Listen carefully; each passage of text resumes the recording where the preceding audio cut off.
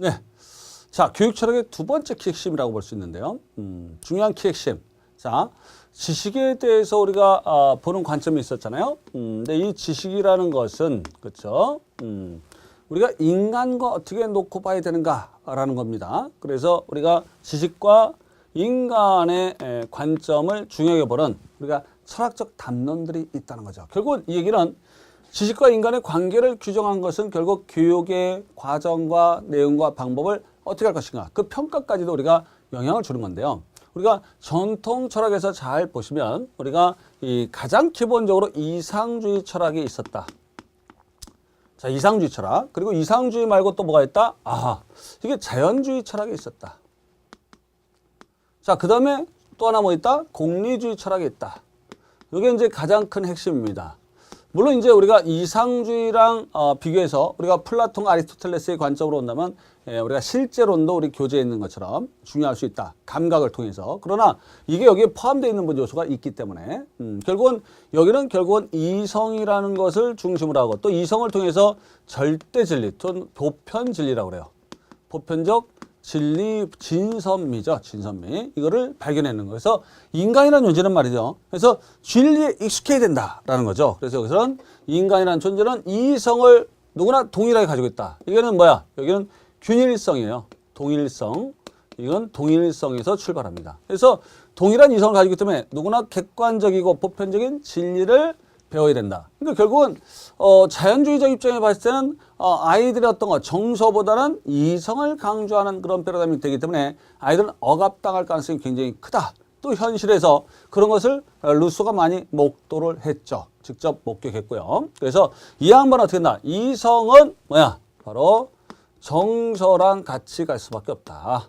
정서랑 같이 가요. 특히 이 주정주의라고 그래서 청소 아이들의 흥미라든가 그들이 가진 관심 또는 내적인 발달 과정으로 가야 된다. 그러니까 결국은 이 교육이라 또는 그런 지식이라는 것은 그들이 가지고 있는 흥미라든가 발달 단계, 즉 뭐냐면 그들의 자연성 원리, 즉 그들의 합자연성이라는 것의 원리에 따라야 된다. 근데 이 얘기는 뭐냐면 바로 개성적 어떤 교육으로 가야 되지 않는가.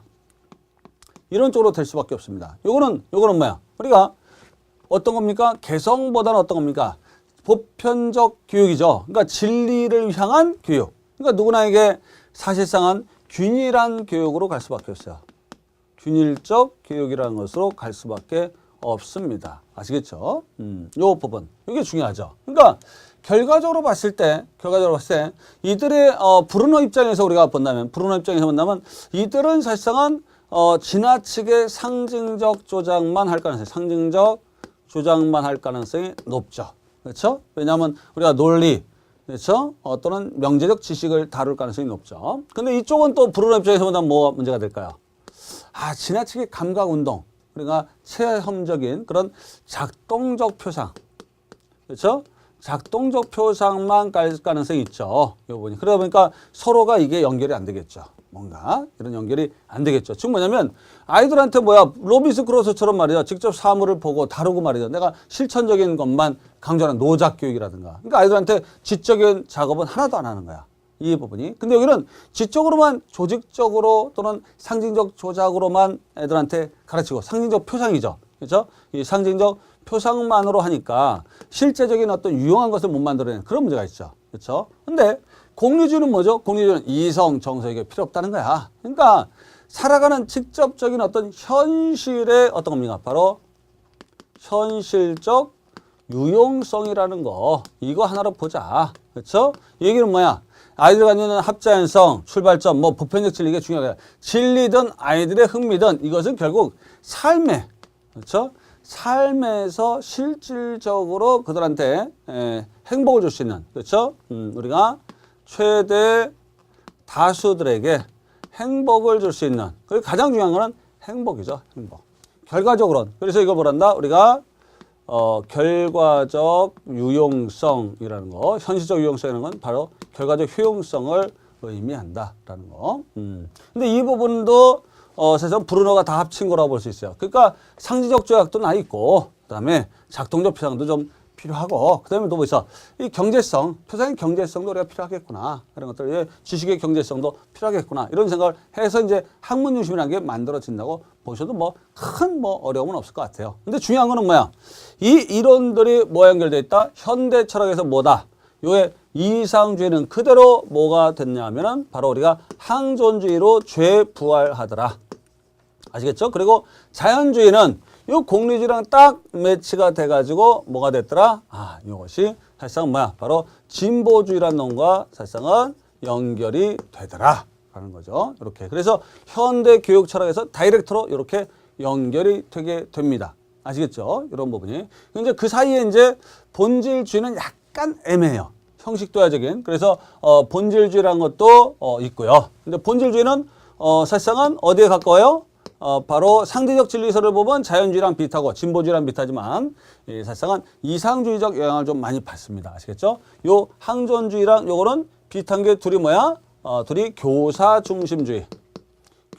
중심주의로 나중에 통일되고 또 어떤 이 소정의 교육 과정이 있어. 소정의 과정 이수를 굉장히 중시 여기는 관점 또는 학문적 훈련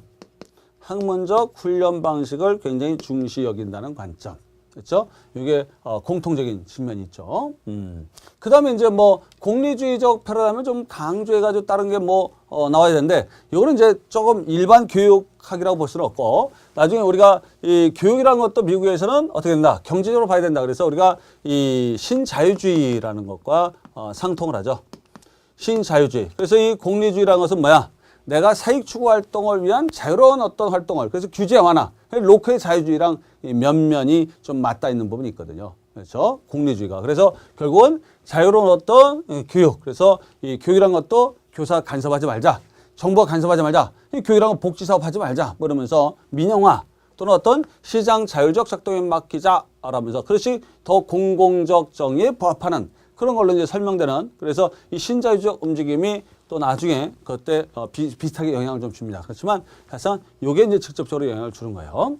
이렇게. 그리고 요것과 다르게 제3의 심리학, 제3의 철학이라고 했던 실존주의가 나중에 이제 등장하게 되는 거고요. 자, 일단은 여기서 중요한 것은 요 세 개가 있다는 거. 그리고 우리가 전에 자유교육 전통은 요것과 관련돼 있다는 거. 그리고 요번에 2016학년도에 예전에 나왔던 문제에서는 경험중심 교육 과정은 바로 요거에서, 그렇죠? 밑에 여기가 경험중심 교육 과정이라고 했었죠. 요것과 관련이 지어졌다는 거. 그리고 이제 우리가 학문중심 교육 과정은 사실상은 요거하고 요거 합쳐진 게 나왔는데 그것도 2014 상반기에 나왔다. 그러면 실존주의가 굉장히 중요할 거다. 그래서 다음 시간에 우리가 실존주의를 좀 더 포스트모더니즘 이런 것들을 좀 중심으로 해서 마무리하는 그런 시간을 좀 갖도록 하겠습니다.